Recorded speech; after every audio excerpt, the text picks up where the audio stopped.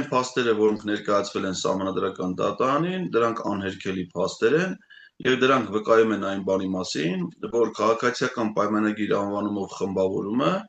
ազգային ժողովում հայտնվելու է ապօրինությունների հետևանքով եւ նրանց ներկայացուցիչները, այսինքն այդ ապօրինության հետևանքով մանդատ ստացած պատգամավորները իրավունք չունեն պաշտոնավարելու ազգային ժողովի պատգամավորների պաշտոններում։ Եվ եթե հիմա խնդիր կա, որ որևէ մեկը պետք է մանդատներից հրաժարվի, ես կարծում եմ դա պետք է լինեն հենց քաղաքացիական պայմանագիր խմբավորման անդամները, որոնք որ այդ կարգավիճակը ստացել են զանգվածային ապօրինությունների հետևանքով։ Այն որ Սահմանադրական դատարանը պետք է կայացներ այդպիսի որոշում, կարծում եմ շատերի համար կանխատեսելի էր։ Ես ցավոք սրտի այդ հարցով խոսելու իրավունք չունեմ, որովհետև հիմա գտնվում եմ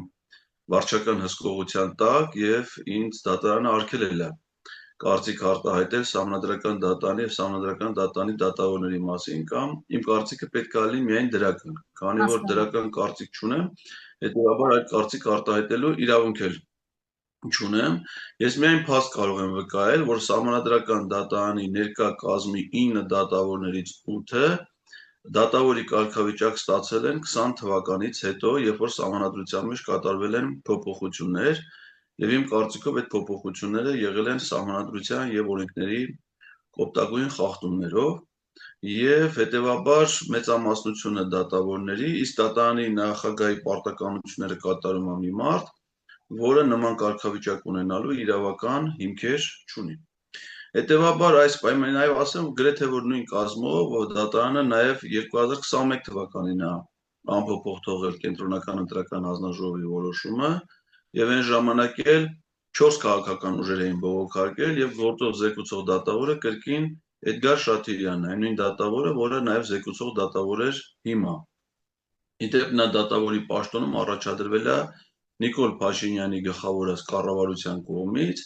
եւ դատավորի պաշտոնում ընտրվել է միայն ու միայն Իմ քայլը խմբակցության պատգամավորների կողմից։ Այսինքն այստեղ կա կարծում եմ շահերի ուղիղ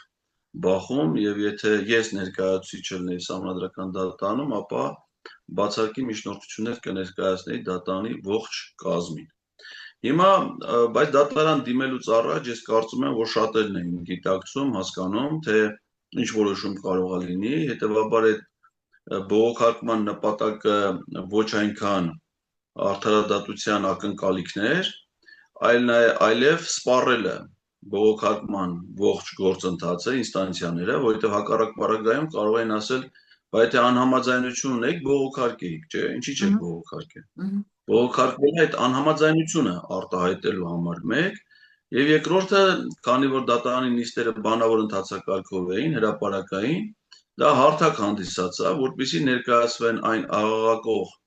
ընտրախախտումները,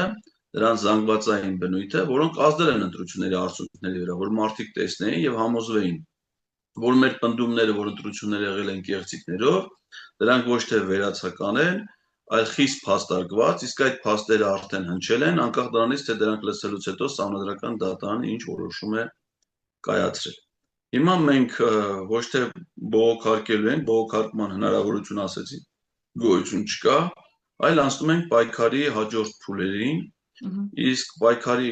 հաջորդ փուլը արդեն տեղափոխվում է խորհրդարան, դուք արդեն տեղյակ եք, որ Շեմը հաղթահարած ուժերից, ես իհարկե վստահ եմ, որ Շեմը հաղթահարել է նաև Բարգավաճ Հայաստան կուսակցությունը, սակայն ապօրինությունների հետևանքով արձանագրվել է, որ Շեմը հաղթահարել են ընդդիմադիր ուժերից միայն ուժեղ Հայաստանն ու Հայաստան դաշինքները, եւ նրանք երկուսն էլ երկու քաղաքական ուժերն էլ հայտարարել են, որ չեն հրաժարվելու պատգամավորական մանդատներից, այսինքն չեն հրաժարվում Նիկոլ Փաշինյանի դեմ պայքարից։ Հետևաբար այդ պայքարը տեղափոխվում է այլ հարթություն, պայքարը տեղափոխվում է ազգային ժողով եւ մենք գնանք այնտեղ շարունակելու մեր պայքարը